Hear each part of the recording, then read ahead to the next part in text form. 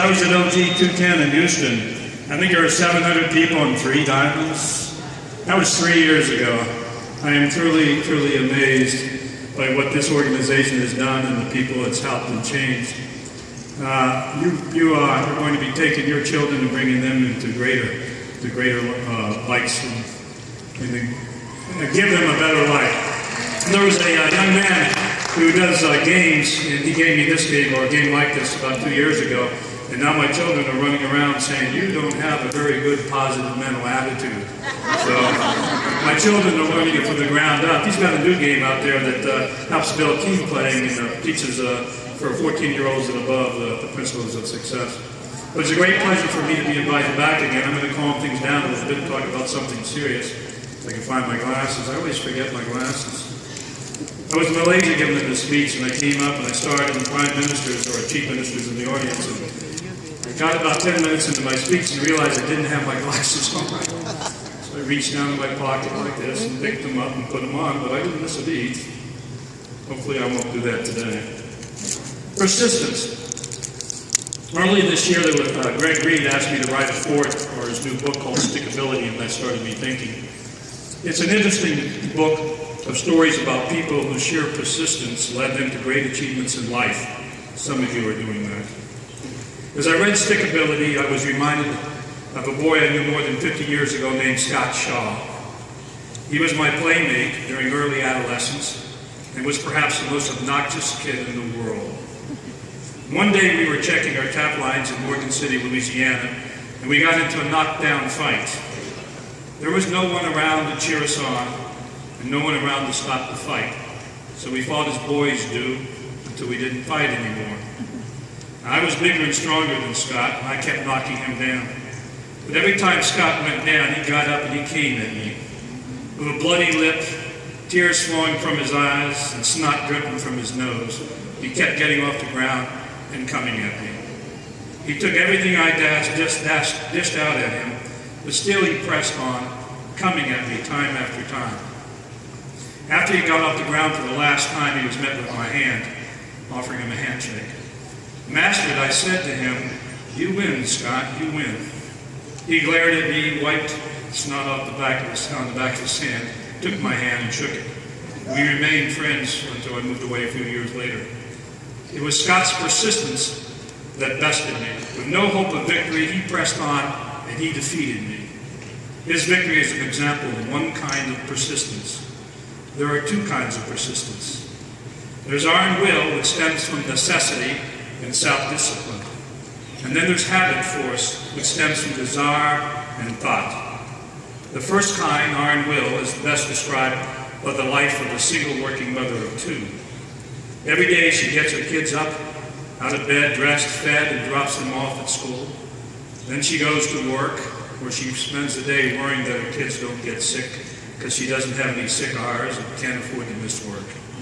She prays for them at bed at night. When the day ends, she leaves work and rushes to daycare and picks the kids up. She takes them home, helps them with their homework, and settles their squabbles. She feeds them, she hugs them, she sees to their baths, and she prays with them before putting them into bed. Then she straightens the house, does laundry, lays out clothes for the next day. She prepares lunches, takes a quick shower, and exhausted, she collapses into bed. The next day she does it again, and again, and again. Her persistence stems from an iron will that developed from self-discipline created by necessity and not by a burning desire. This woman presses on because she must. Other women handle these same problems and stresses with ease.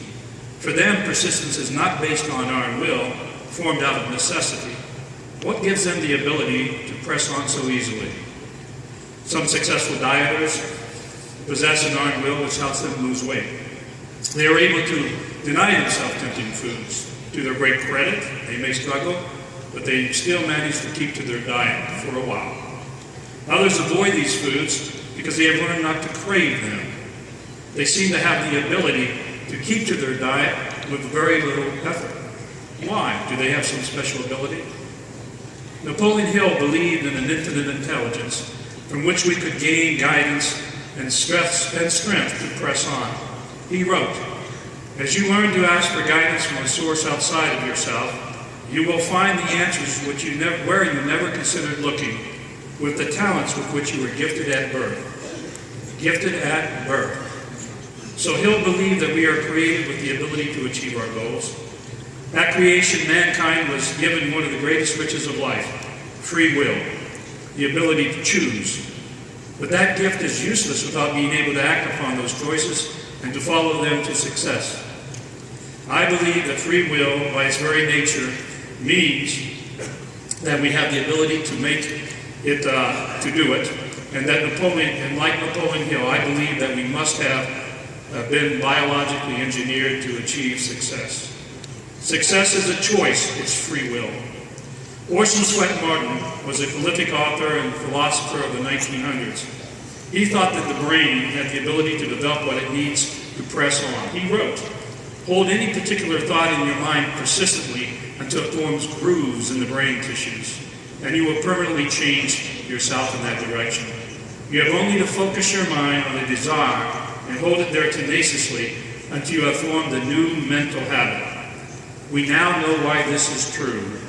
When we form a thought, brain cells called neurons will fire. Holding the thought will create or cause these neurons to recruit other neurons into a network.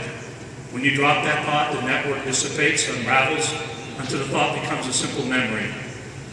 Repetitive thinking, the same thought, however, reinforces that memory to build a stronger network, and one that is able to retain its structure and become persistent. In effect, the brain rewires itself.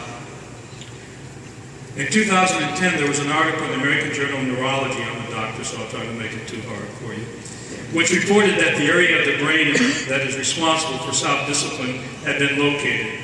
Now, self-discipline is the key to persistence. It is located in the prefrontal cortex of the brain, which is right up here. Now, that is the part of the brain that we can program with our thoughts by repetitive thinking. What an incredible discovery. Science finally found the evidence that showed that Hill and Martin were absolutely correct. We are born with the ability for self-discipline, and we can develop it with thought to form a habit force. Habit force helps us to press on to success, and it works. I want to share a story with you about a remarkable young woman named Adele, who works as a secretary in my hospital. She's a single mom. She grew up morbidly obese, 150 pounds in middle school, 200 pounds in high school. Her mother, her father, her sisters, and even her cousins all suffered from the same problem. She tried diet after diet. Each worked for a while, and each inevitably failed. Adele watched her family suffer from all the weight-related problems, and when she hit 225 pounds, she had enough. She started praying and finally wrote down a plan to change everything. More than anything, she wanted to be fit and healthy and pictured herself that way, sort of a yellow polka dot bikini picture. Then she took that image of herself and developed a plan to achieve it by deciding what food she could eat to be healthy and what exercises she could do to be fit. She kept picturing herself as she wanted to be and used that image to help overcome the early temptations as she changed her diet or eating habits. She kept a food diary and matched all foods she might eat against it before she decided to eat anything. With every decision about food, she pictured herself as she wanted to be, and she discovered that her cravings for bad foods began to diminish. Slowly, she began to change. Her mood improved, energy levels increased noticeably, and healthy foods started to taste better. The pounds fell off of her. When her progress stalled, she looked at her plan, she made adjustments, and she pressed on. A beautiful young woman began to appear in the mirror. That was 5 years ago, and she still sees the same girl in the mirror every day.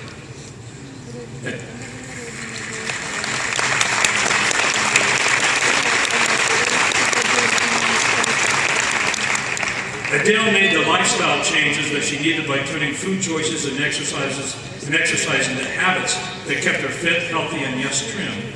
Adele rewired her brain, and she did it with thought and repetitive thinking. People who exercise will tell you that it doesn't take long before going to the gym becomes a habit. The same thing is true of going to church. It becomes a habit. While stationed in Hawaii, I began training to run a marathon. Every night, I slept in my running shorts, so all I had to do was put my shoes on and get out the door in the morning. It was hard at first to do that, particularly when I was tired.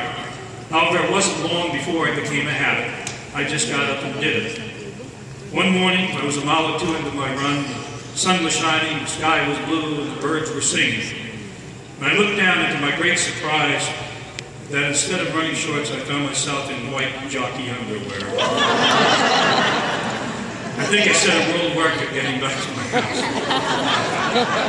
My morning run had become such a force of habit that I started each day without having to think about it. I used habit force, and this habit force is what's going to build your OG business.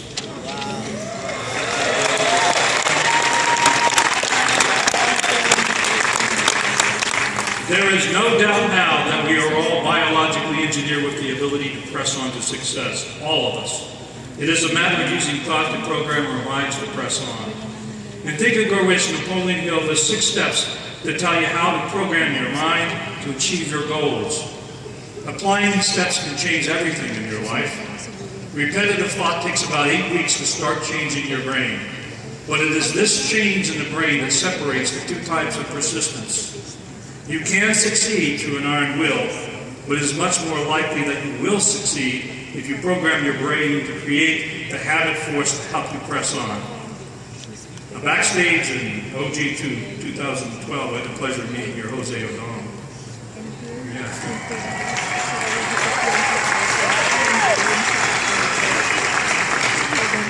I've learned that when he speaks, I listen a little bit. Anyway, Jose told me that his business didn't really take off until we actually started doing Napoleon Hill's 6 steps to achieve a goal. I would think it might be wise to listen to him. Before concluding, I want to correct something I said last year at OG 212. I said that in Organo Gold, your product may be coffee, but that your business was people. I was wrong. I should have said that in Organo Gold, your business is coffee, but your product is people.